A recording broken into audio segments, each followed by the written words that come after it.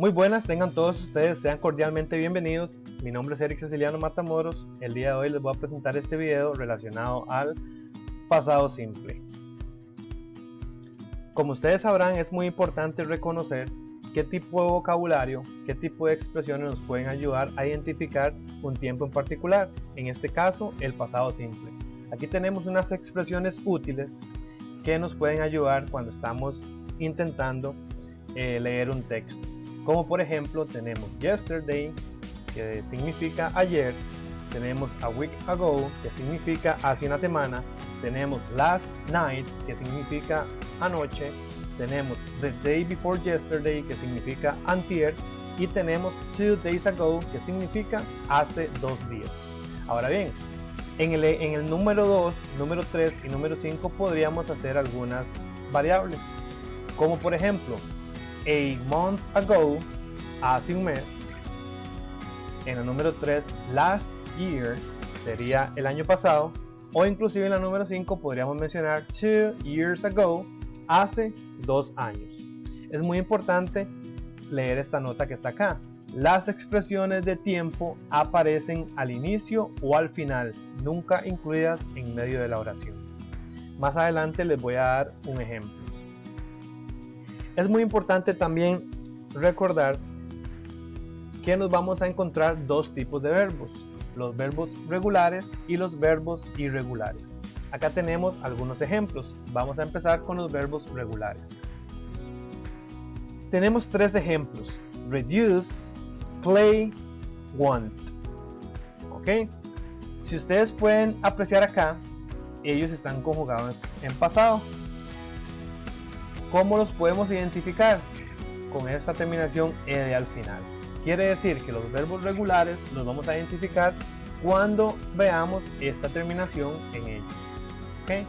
Por ejemplo, tenemos reduce, que significa reducir, tenemos play, que significa jugar, o también significa tocar algún instrumento musical, o tenemos want, que significa querer. ¿Okay?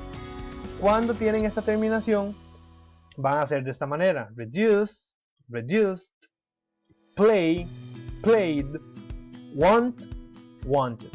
¿Okay? Así es como van a ser conjugados ellos cuando ustedes los encuentren en un texto. Ahora bien, vamos con los verbos irregulares. Como ustedes pueden apreciar en el ejemplo número 1, ellos van a cambiar su forma original.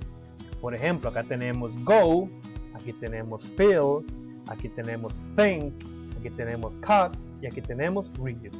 En el ejemplo 1, 2 y 3, que tenemos go, tenemos feel y tenemos think, ellos cambian su forma original. Por ejemplo, tenemos go, que es ir, tenemos feel, que es sentir, tenemos think, que es pensar. ¿Ok? Acá tenemos went, que sería el pasado de go, tenemos felt, que sería el pasado de feel, tenemos thought, que sería el pasado de think. En el ejemplo número 4 tenemos cut y tenemos cut. Estos dos palabritas están escritas igual, pero nos va a diferenciar el contexto en el que las vayamos a encontrar. ¿Ok? Acá sería corte y acá sería corto y acá sería corte. O este sería cortar y este sería corte. Acá tenemos read, que es leer, y tenemos read. A pesar de que ellas son iguales, la pronunciación va a cambiar. Esta palabrita en pasado va a ser pronunciada como el color rojo en inglés. Para ver un poquito el contexto, tenemos acá los dos ejemplos. Tenemos oraciones afirmativas y tenemos oraciones negativas. Vamos a ver las oraciones afirmativas. Tenemos acá: last year Carlos played the guitar. Nos está diciendo que el año pasado Carlos tocó la guitarra. Para hacer un paréntesis y recordar que esta es una expresión de tiempo como las que vimos al inicio, la nota nos decía que nos la vamos a encontrar al inicio de la oración o al final. En este caso la tenemos al inicio. Muy bien. Acá tenemos el verbo regular play y ya lo tenemos conjugado en el pasado simple. Ejemplo número 2. Carla went to church on Sunday. Nos está diciendo que Carla fue a la iglesia el domingo. Nosotros debemos recordar que went es el verbo irregular de go, que es el verbo ir en presente. Vamos con las oraciones negativas. En las oraciones negativas tenemos esta frase muy importante o esta palabrita muy importante, didn't. ¿Ok? Ya vamos a ver cómo funciona. Ejemplo número 1. Carlos didn't play board games. ¿Ok? Nos está diciendo que Carlos no jugó juegos de mesa. Ahora bien, acá en negrita tenemos play. Si ustedes recuerdan, play significa jugar también, juegos de mesa, perfecto. Pero como nos dimos cuenta que este play está conjugado en pasado simple, porque tiene este didn't. Y didn't es el negativo del pasado simple, lo que hace que debamos conjugar este verbo para que la oración tenga sentido en pasado simple. Vamos con el ejemplo número 2. Carla didn't go to church on Tuesday. Nos está diciendo acá que Carla no fue a la iglesia el martes. Si ponemos atención acá, tenemos go que está en presente, pero el didn't va a hacer que lo tengamos que conjugar para que la oración tome sentido en pasado simple. Muy bien, tenemos esta nota. Cuando la oración lleva en su estructura didn't, el verbo se mantiene en su forma regular, como lo hicimos con go y como lo hicimos con play.